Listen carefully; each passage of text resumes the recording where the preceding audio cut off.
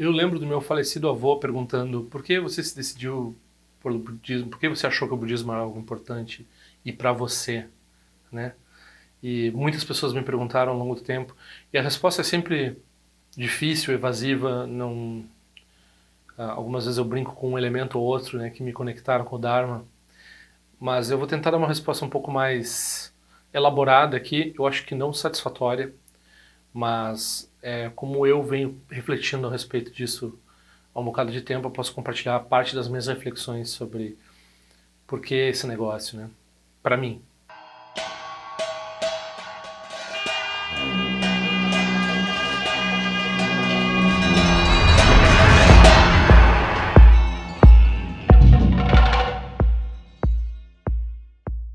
Bom, eu era uma criança relativamente nerd, assim, né? Um geek, gostava de computador e matemática e física e coisas de ciência, assim, desde pequeno.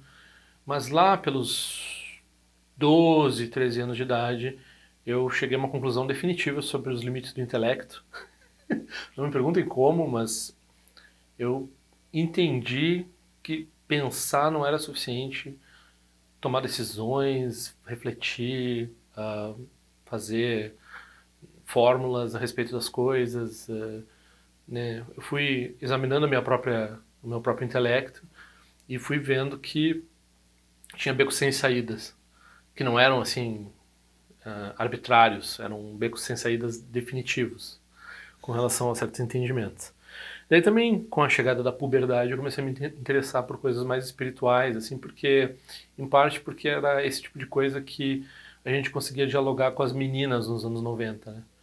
Então, se eu falasse de Isaac Asimov, robôs, e hoje em dia tem muitas jovens nerds e geeks que talvez gostassem desse tipo de assunto, mas na década de 90, se você não falasse de tarô, de Paulo Coelho, de cabala, sei lá mais o que, aí você não conseguia, não tinha uma abertura para conversar, né? Você não ia ficar falando de computador quando as pessoas nem achavam importante ter um computador, nem tinham noção de internet, falando do seu novo programa de sorte, se você está usando um esse ou aquele tipo de sorte, não, eles não iam ficar muito, elas não iam ficar muito interessadas.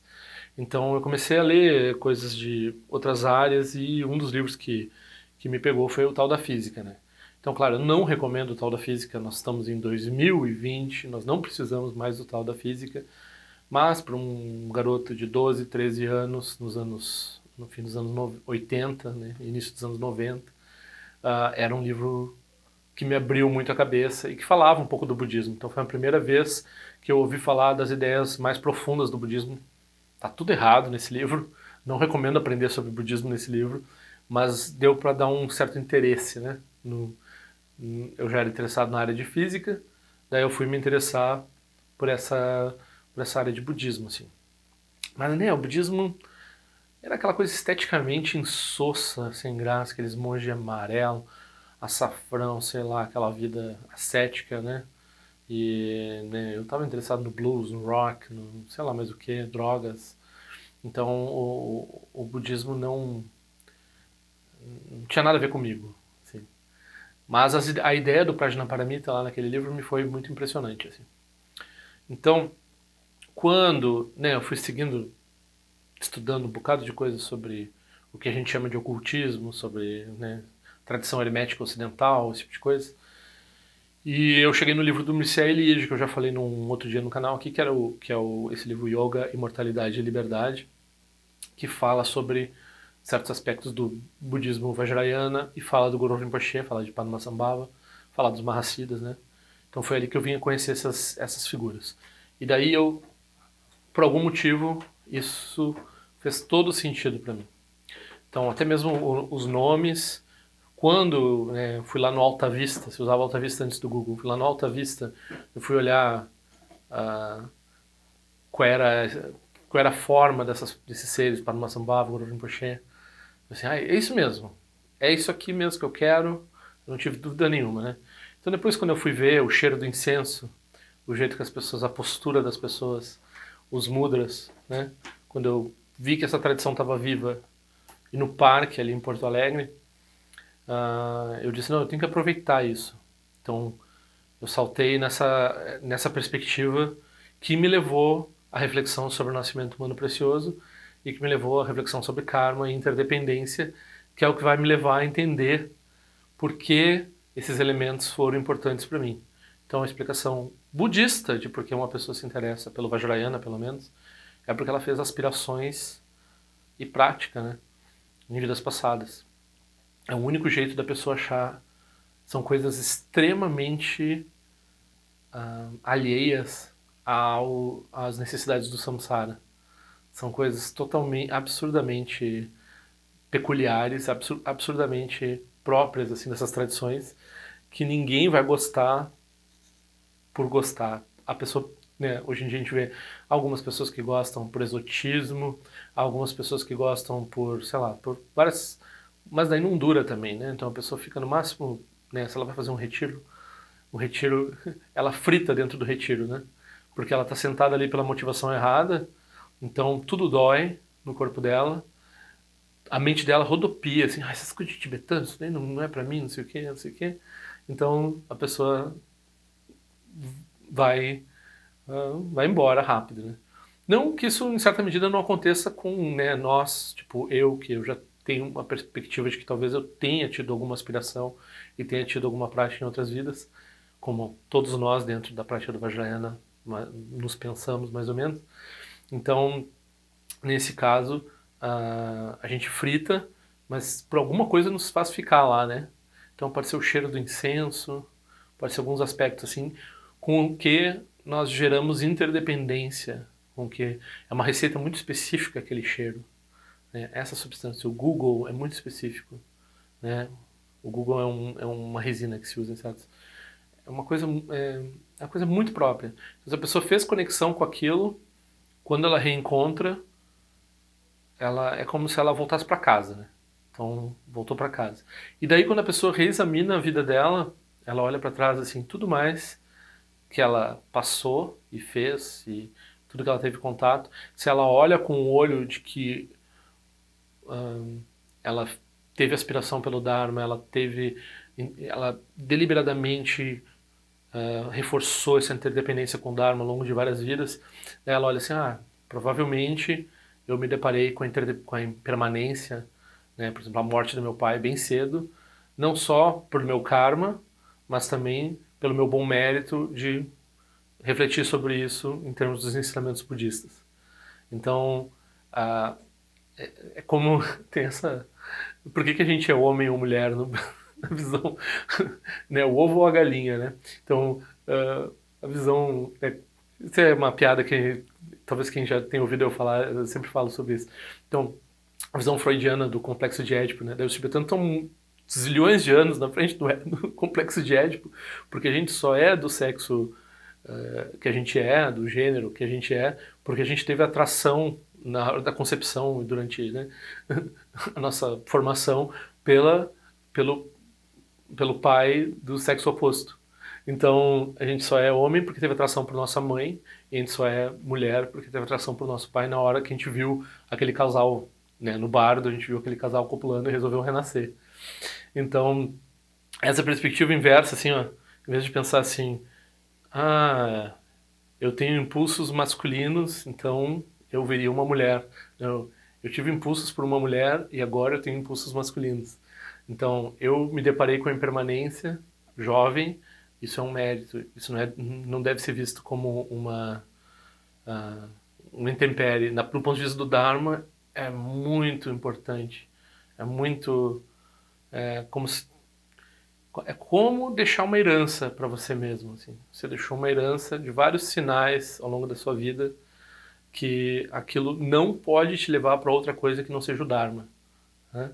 Então você pode construir, através das suas ações, né, das suas aspirações, a vida mais louca possível, a vida mais estranha possível, mas porque você fincou, através da prática, né, essas estacas do Vajrayana muito fortemente quando você vê os sinais dos praticantes, os sinais de onde está a bondade, de onde está a compaixão, de onde está a profundidade, você naturalmente se atrai por essas coisas, né? Então se diz, por exemplo, que pessoas que roubaram muito em vidas passadas, quando elas entram num templo sagrado do budismo, talvez de outra religião também, elas não se sentem bem-vindas, elas não se sentem bem lá dentro. Não porque as pessoas olham feio para elas, não por nada, é algo que a constituição delas, através das ações delas, faz elas não, não se sentir. Então, quando a gente, né, a gente tem isso, a gente vai passar náusea no centro de Dharma, a gente vai passar dor de cabeça, a gente vai passar dor no corpo, a gente vai passar flutuações de humor, a gente vai passar todo tipo de loucura, né? E quem atravessa isso é quem tem essa confiança básica de que fez as aspirações certas. Então, né, se a pessoa for se fiar nos humores dela, ela vai pelos karmas dela, pelas ações negativas dela. Porque essas coisas que acontecem, essas intempéries, né, essas coisas que acontecem na conexão com o Dharma, que a pessoa tem certas dificuldades, isso se deve ao nosso karma, né? Agora, se nós temos a capacidade de transpassar isso, de atravessar isso, de chegar no Dharma e encontrar a, a prática, encontrar os professores genuínos, né? Então a gente também tem um mau karma, às vezes, de se deparar com alguns professores que não são bem o melhor para nós, ou o melhor para o Dharma, para a prática do Dharma, né? Então aí a gente também pode transformar isso numa, olha só, é importante saber que eloquência não é suficiente, é importante ter esses sinais, né? Então a gente vai transformando todas as coisas da nossa vida num resultado das nossas aspirações, reconhecendo isso, né? Então isso, na medida em que a gente encontrar dificuldade para fazer prática, para ficar no Dharma e assim por diante, isso vai ser o nosso eixo, né? A nossa, que é no que? A nossa natureza de Buda. A nossa natureza de Buda gosta do budismo, gosta do Dharma. Então a gente está no budismo porque nós encontramos a nós mesmos, nós encontramos Guru Rinpoche. Nós encontramos Guru Rinpoche. Quem é Guru Rinpoche? A natureza verdadeira, a nossa verdadeira natureza da nossa mente é a expressão de Guru Rinpoche. Isso que, se você ler qualquer livro aí do Dharma, é o que eles vão dizer. O que é Tara? Tara é a expressão das nossas qualidades. O que é, o que são essas deidades? O que são esses professores que a gente gosta? O que é o Dharma? O Dharma é uma expressão da nossa sabedoria de Buda. Que não é do Buda, é de qualquer um que tem essa sabedoria. Então, quando a gente gosta de uma coisa boa, é porque nós temos conexão com o que é bom. É só isso. Na verdade, não tem muito o que explicar. Não quer dizer que pessoas que não tenham conexão com o Dharma sejam ruins, elas podem ter outras conexões boas, né? Então, tem pessoas que têm conexões boas mundanas de vários tipos, né? Então, elas podem ser muito talentosas, podem ser muito bondosas, podem ter várias qualidades positivas aí. O Dharma ele tem uma peculiaridade que só o Dharma, através do ensinamento de interdependência em karma, de forma profunda, é capaz de nos aparelhar para reconhecer e expressar o que nós realmente somos, né? Então, nesse sentido de entender o que é hábito, entender o que é várias vidas, entender o que é vários reforços de hábito e interdependências que a gente fez com várias coisas, né? Então, isso daí é incomum. Vamos dizer que não exista em algumas formas de hinduísmo muito sofisticadas, talvez exista. Mas, de forma geral, isso não... Agora, na tradição cristã tem uma coisa muito bonita que é vocação, né? Então, vocação, Deus foi lá e botou dentro de você uma chama que vai levar você a fazer o que você foi feito para fazer. Então, você tem um talento especial que Deus colocou em você para você fazer aquilo que você... Se você vai ser um marceneiro, você vai ser um bom marceneiro. Se você vai ser um pescador, você vai ser um bom pescador, porque foi o que Deus falou para você fazer. Então, ele fez você, né, nesse sentido. Então, essa coisa de criação, não tem problema no budismo, essa coisa de, né, de ter um ser separado lá que faz alguma coisa. Então a gente reduz isso, a gente diz, não, o Buda nos leva ao que nós realmente somos, porque ele é o que nós realmente somos. Então o Dharma aponta diretamente isso. É circular, né? Se a pessoa não casa, né, não abraça, não assume o compromisso com o refúgio, aí a pessoa sempre vai ter dúvida. Então, o compromisso com o refúgio é o que vai levar a pessoa a quando ela toma, depois ela refaz o voto de refúgio, ela faz prostrações, ela faz essa prática, daí o Dharma vai ganhando vai ganhando relevância.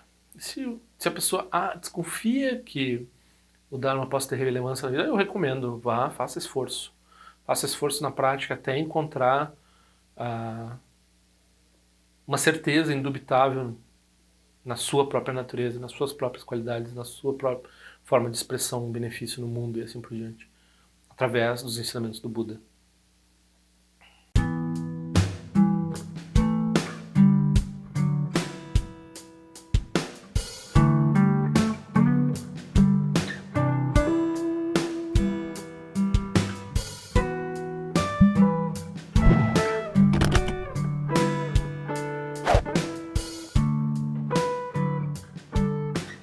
Ei, não esquece de se inscrever no meu canal, é importante para mim. Clica na sinetinha para receber a notificação e se quiser se inscreve no meu boletim informativo de alguma forma o que eu ando fazendo, o que eu ando pensando. Também para contribuir de alguma forma com esse canal, esse é o endereço. Eu espero que em breve nós nos vejamos na prática do Dharma. Ao longo de minhas muitas vidas e até este momento, todas as virtudes que tenho alcançado, inclusive o mérito gerado por esta prática e todas as que vier a conseguir, ofereço para o bem-estar dos seres sencientes. Possam a doença, a guerra, a fome e o sofrimento diminuir para todos os seres, enquanto sua sabedoria e compaixão aumentam nesta e em vidas futuras. Possa eu claramente perceber todas as experiências como sendo tão insubstanciais como o tecido do sonho durante a noite e imediatamente despertar para perceber a manifestação de sabedoria pura no surgir de cada fenômeno. Possa eu rapidamente alcançar a iluminação para trabalhar sem cessar pela liberação de todos os seres. Nirawe Korajinga Sumpano Neoma Lundiquene Tiresium Atensin Jasoeza Pekajar Produtendiante Om Sochi Diamante Penedira Sawa Conchatuzi Zetai Bai Médio no Tutupi Amanhã Jogi Sasunda do Tendiante Time Quene Pema Sambal Sasonagem Descendo Pai Gardiwan Shujuki do Pegu Cose Destintes em Darshinju Jigmetu Jutru Panangue Wachatungo do Pateno Muyengue com Pamalora Sanelun do Tileta do Tendiante Pemejasun Pemeri Suji Pemetan Lati Kuzizuan Pemonte de Druma de Soji no Nibe Melun de Drujante Penenjon Enetim Potem Paiuri Nebadan de Basim Pechem Bundan Conseja Sentendiante Tusson Sanjeguru Rinpoche do Condado de Wajimbo Jabartia com seu tutor da Poça Só Depson Chinchilap do Sushi não se mueve de chuva dançam balão de dropa Chinchelo Uma rumba Zaguru Pema Sede Hun Ken Loja Som de Loche Zalin Sasson Chapapel do Jushu Sung Nangwa da Midral do Sungele Show